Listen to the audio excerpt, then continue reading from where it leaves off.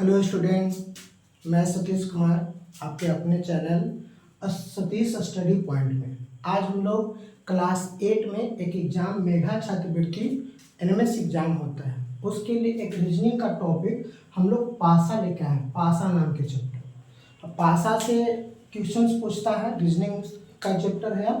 Reasoning से question आते हैं, 90 नंबर के क्वेश्चन होता है, जिसमें पासा एक चैप्टर है, उसके बारे में हम लोग को पढ़ना है।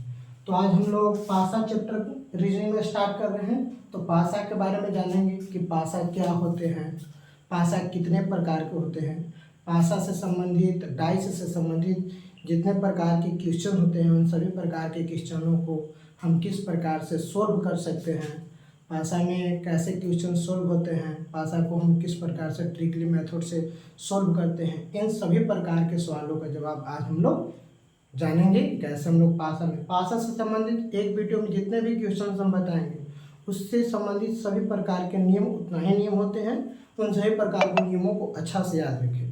तो चलिए हम लोग शुरू करते हैं कि पासा क्या है। तो पासा एक प्रकार का त्रिविमीय वस्तु है, जिसमें लंबाई, चौड़ाई, ऊंचाई होता है। उसी को हम लोग त्रिविमीय वस्तु कहते हैं। पासा से हम लोग देखेंगे कि वैसा वस्तु जिसकी लंबाई, चौड़ाई और ऊंचाई तीनों आपस में बराबर होता है, उसी को हम लोग पासा कहते हैं। इंग्लिश में इसको डाइस कहते हैं। पासा किसे कहते हैं? तो वैसा त्रिविमीय आकृति जिसकी लंबाई, चौड़ाई, ऊंचाई तीनों आपस में बराबर होता है, उसी को हम लोग पासा कह सकते हैं। अगर ऐसा परिभाषा, तो इससे छोटा एक परिभाषा होता है कि घन के छोटे रूप को पासा कहते हैं। पासा में क्या होता है, जैसे कि पासा को हम ऐसे भी करके पढ़ सकते हैं। पासा में कोई जरूरी नहीं है कि 4, 6, 2 ही रहे। रीजनिंग में पासा कई प्रकार के होते हैं, जैसे कि ऐसे है, इसको ऐसे करके, ऐसे करके पढ़ दिए। एक में ऐसे भी करके दे सकता है, 0 भी करके दे सकता है, ऐसे भी करके दे सकता है। ये सब तरीका से पासा के सब उदाहरण है। फिर पासा को ऐसे भी करके आपको दे सकता है कि हमने पासा पा के ऐसे करके ऐसे, और इसको भी लिख दिया लाल, पीला, नीला, इस प्रकार के ही पासा होते हैं। तो पासा का कोई जरूरी नहीं है कि पासा में सिर्फ अंक ही रहे। पासा में रंग भी नाम दे सकता है, पासा में आकृति भी दे सकता है। पासा इन सब तरह से टाइप के भी होता है। तो इन सब प्रकार के क्वेश्चन को भी हम लोग सोल्व करेंगे कि किस प्रकार से क्वेश्चन को इस सवाल पर बनाया जाता है। जैसे कि पासा में जो सतह होते हैं, उसके सतह के भी नाम होते हैं। जैसे कि 4 है, या इसमें 0 है, या इसमें लाल है, तो इस वाले सतह को हम लोग कहते हैं इन टॉप ऑफ सरफेस। क्या कहते हैं? टॉप, ऊपर वाला है, ऊपर वाला ऐसे, ये जो हमारा है तो ये टॉप हो गया। क्या हो गया? Top, in top of surface. तो इस पर कितना है? तो 4 है। जैसे कि हम लोग कोई लीडो के छक्का चलते हैं, गेम खेलते हैं, तो लीडो के छक्का में चलते हैं, तो ऊपर वाला जो अंक आता है उसी को कहते हैं इन टॉप ऑफ सरफेस करते हैं। उसी प्रकार जो हमारे जो सामने रहता है, जो सामने है, ई या ई वाला है, जो सामने रहता है, तो उसी को कहते हैं इन front of surface, in front surface. और जो दाहिने साइड रहता है इन राइट सरफेस, जो बाएं साइड रहेगा तो इन लेफ्ट सरफेस कहेंगे, ठीक है। और इन बैक सरफेस कहेंगे, पीछे साइड का जो रहेगा इन डाउन सरफेस, नीचे वाले को कहेंगे। इन सब तरीका से करते हैं। जैसे कोई भी होता है डाइस या पासा या घन, इसमें 6 प्रकार के सतह होते हैं। तो 6 सतह का नाम है in top of surface, in down of surface, in back of surface, in front of surface, in right of surface, in left of surface. इन सब तरीका से नाम है। रीजनिंग में जब भी सब प्रकार के सवालों को हम लोग अध्ययन करते हैं या सवाल को देखते हैं, तो उस गणितीय दृष्टि से पासा में सवालों को हल करने के लिए पासा को विभाजित किया है 2 प्रकार में। पासा 2 प्रकार के होते हैं। पासा कितने प्रकार के होते हैं? तो पासा 2 प्रकार के होते हैं। पहला पासा का नाम होता है मानक पासा। पहला पासा का क्या नाम होता है? मानक पासा। इसको हम इंग्लिश में स्टैंडर्ड डाइस कहते हैं। इंग्लिश में क्या कहते हैं, स्टैंडर्डाइज कहते हैं। इंग्लिश में इसको स्टैंडर्डाइज कहते हैं। वैसे पासा जिसके दो समीप वाले फलक, जिसके दो समीप वाले, जैसे कि ई हो गया, ई हो गया या ई हो गया, दो समीप वाले फलकों का योग 7 नहीं हो। मानक पासा किसे कहते हैं, तो वैसा पासा जिसके दो समीप वाले फलकों का योग 7 नहीं हो मानक पासा कहलाता है। जिसके दो वो समीप, जैसे कि ये दोनों समीप है, ये दोनों समीप है या ये दोनों समीप, दोनों को कोई दो के जोड़ला पर अगर 7 नहीं आए, अगर दोनों को जोड़ला पर अगर 7 नहीं आए तो ऐसे पासा को हम लोग क्या कहते हैं, मानक पासा कहते हैं। अब आप लोग ये भी क्वेश्चन पूछ सकते हैं कि इसमें कैसे पता करेंगे कि मानक पासा होता है कि साधारण पासा होता है। तो जब आकृति वाले पासा आ जाए या रंग वाले पासा आ जाए तो उसमें मानक पासा और साधारण पासा को नहीं देखा जाता है, उसको साधारण पासा मान के आधार पर बनाया जाता है। उसके लिए अलग ट्रिक है, उसके लिए अलग बताएंगे। दूसरा का पासा का नाम आता है साधारण पासा। दूसरा का पासा का क्या नाम आता है, साधारण पासा। दूसरा पासा का नाम आता है साधारण पासा। तो वैसा पासा जिसके दो समीप फलकों का योग 7 हो, जिसके दो समीप फलकों का योग 7 हो, उसे हम लोग साधारण पासा कहते हैं। जिसके दो समीप, जैसे कि साधारण पासा में हम दिखाते हैं, जैसे कि साधारण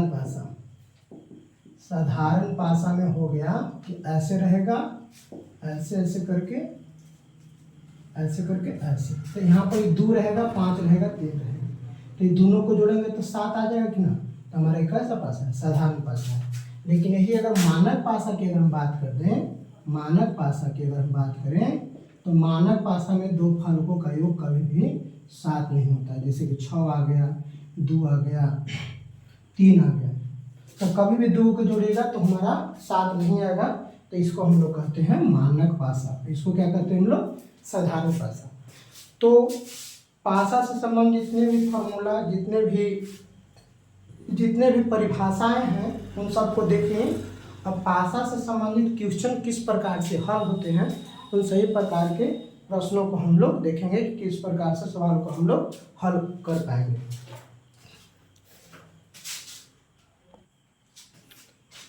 हाँ, तो जैसे कि हम लोग देख रहे थे कि मानक पासा में क्या क्या परिभाषाएं थी और क्या क्या परिभाषाएं नहीं थी, तो हम लोग जितने भी प्रकार के पासा के परिभाषा था उन सभी प्रकार के पासा के परिभाषा प्रकार के बारे में हम लोग जानेंगे।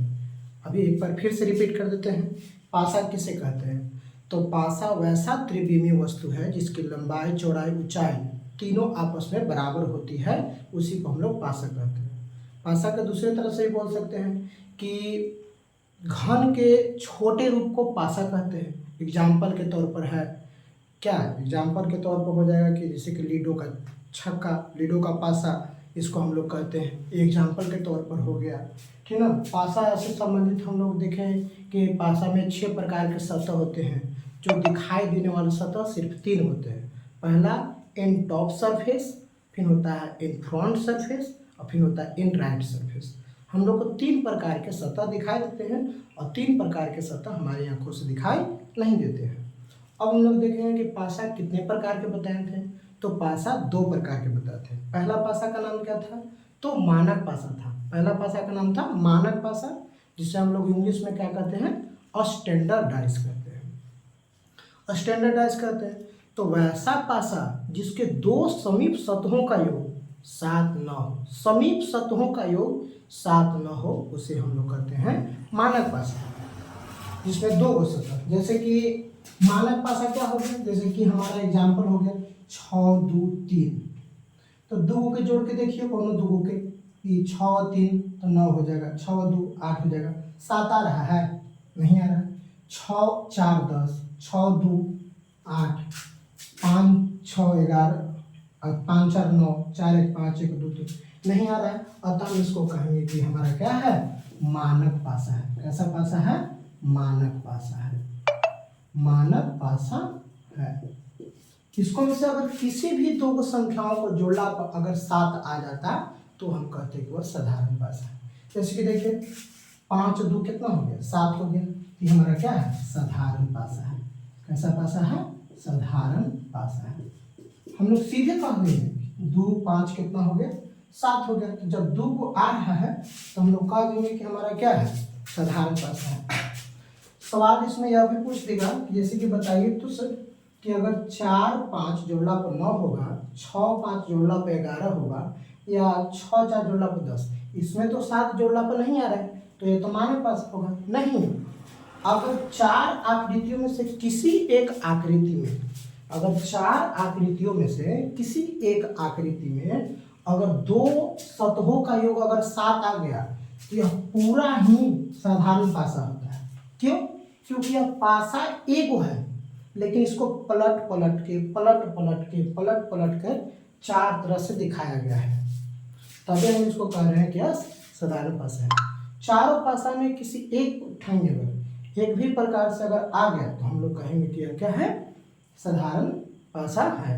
अगर चारों प्रतिबिंब में एक भी प्रतिबिंब में अगर 2 सतहों का योग अगर 7 आ गया तो हम लोग कहेंगे साधारण पासा है। अगर चारों प्रतिबिंब में से कोई प्रतिबिंब में अगर 7 जोड़ला पर 2 सतह को नहीं है तो हम उसको कहेंगे मानक पासा है। चलिए अब हम इसको जांच करते हैं। 5 4 9, 5 6 11, 6 4 10 नहीं, 6 3 9, 3 5 8 नहीं हो रहा है, 1 2 4 5 नहीं हो रहा है, 4 5 ये नहीं हो रहा है, इसको हम लोग कहेंगे कि मानक पासा है। क्या कहेंगे? मानक पासा है।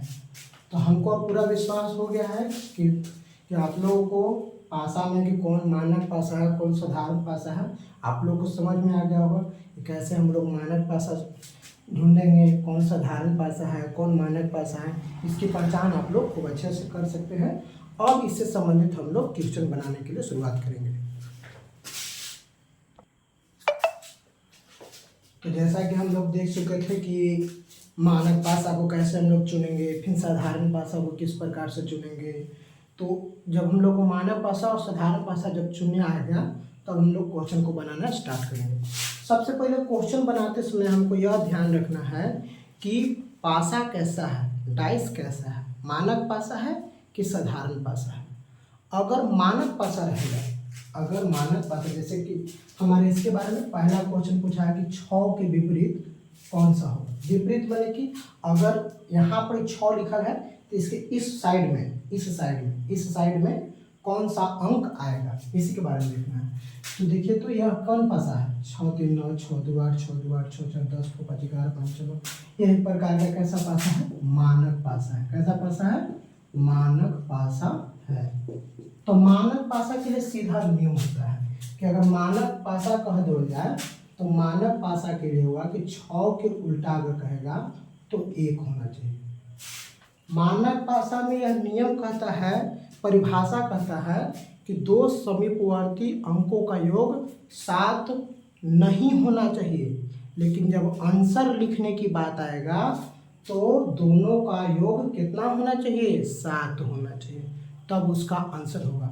कि समीप बोला के तो अंकों का योग 7 नहीं हो रहा है, यानी कि उसका आंसर जब लिखेंगे तो उसके अंकों का योग 7 होना चाहिए, तब ना। तो 6 का उल्टा 1, 1 का उल्टा 6, ये सिर्फ मानक पासा के लिए आंसर होता है, साधारण पासा के लिए कुछ अलग होता है।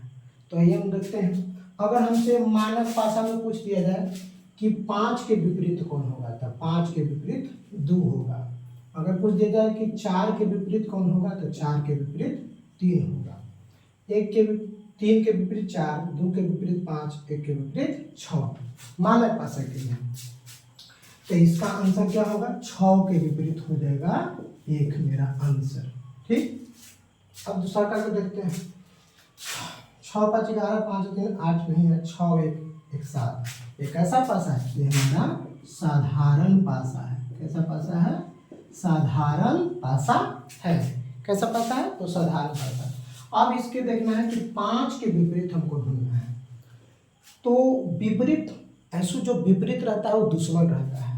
तो 5 के साथ कौन कौन आ गया? तो 5 के साथ देख रहे हैं कि 5 के साथ 6 आ गया, 3 आ गया, और 5 के साथ यहाँ पर 4 आ गया, 2 आ गया, 4 आ गया, 2 आ गया, सब आ गया। लेकिन 5 के साथ कौन नहीं आया? तो 5 के साथ 1 नहीं आया है, तो हमारा 5 का आंसर 5 का विपरीत कौन हो जाएगा? 1 हो जाएगा। जो साथे आ रहेगा वो विपरीत में नहीं होगा, क्योंकि जब वो साथे आ गया दिखाई दे रहा है तो विपरीत नहीं हो सकता है, यानी कि जो नहीं दिखाई दे रहा है वो मेरा आंसर हो जाएगा। तो 5 के साथ 6 3 दिखाई दे रहा है, 5 के साथ 4 2 दिखाई दे रहा है, यानी कि 5 के साथ 1 नहीं दिखाई दे रहा है, तब 5 का आंसर कौन हो जाएगा? 5 के विपरीत 1 हो जाएगा। फिर देखेंगे हम लोग 3 के विपरीत। 3 के विपरीत, रुक जाओ, 3 के विपरीत देखेंगे तो 3 के विपरीत देखेंगे तो 3 के विपरीत देखेंगे तो 3 के विपरीत आप लोग 3 के विपरीत वाले क्वेश्चनों को आप लोग सोल्व कीजिए। तो देखिए 3 के विपरीत कौन से सवालों को कैसे आंसर होगा। सबसे पहले हम लोग जांच करेंगे कि मानक पासा है कि साधारण पासा है। इन सब प्रकार के सवालों पर हमें ढूंढेंगे कि मानक पासा है कि साधारण पासा है। 3 के विपरीत देखेंगे तो 3 को लिखिए, 3 के साथ कौन बना है? तो 3 के साथ 6 5 आया, 6 5 आया। 3 के साथ और कोई आया? 3 के साथ और कोई नहीं आया। तो 6 5 और किसी के साथ आया है? नहीं। 6 और 5 देखिए, 6 और 5। अब ये वो अलग नियम, रूल नंबर 1 ही हो गया। इस आधार पर अगर क्वेश्चन बनेगा तो ठीक है, अगर इस आधार पर क्वेश्चन नहीं बनेगा तो देखिए कि 3 के साथ 6 5 आया है, फिर 4 के साथ भी 6 5 आया है। तो जब दोनों में एक समान आ गया है तो 3 के उल्टा 4, अतः 3 का विपरीत कौन हो जाएगा? 4 हो जाएगा। ये मेरा आंसर हो जाएगा। ये रूल नंबर कितना हो गया? 2 हो गया। अभी बहुत सारे रूल हैं, ठीक ना। अभी 2 गो रूल हम लोग सीखे कि सब एक प्रकार के संगत को देखेंगे, जो साथे नहीं आएगा उसके हिसाब से देखेंगे, फिर उसके बाद एक रकम के जिसमें आ जाएगा उसका उल्टा वही हो जाएगा, ठीक है ना। तो 2 प्रकार के हमने रूल को सीखा। तो अभी साधारण भाषा में कुछ नियम सीखे, मानक भाषा में फिर नियम सीखे। अब हम लोग आगे कुछ इसी प्रकार के और नियमों के बारे में जानेंगे, ठीक। अब अगले क्लास में हम लोग जानेंगे कि और से भाषा के नियम क्या क्या है। तो अगर हमारी वीडियो आप लोगों को अच्छा लग रहा है तो आप लाइक करें तथा हमारे चैनल सतीश स्टडी पॉइंट को सब्सक्राइब करें, और इसी प्रकार के और भी वीडियो चाहते हैं तो लाइक करें और ज़्यादा से ज़्यादा शेयर करें। Thank you student, thank you, जय हिंद।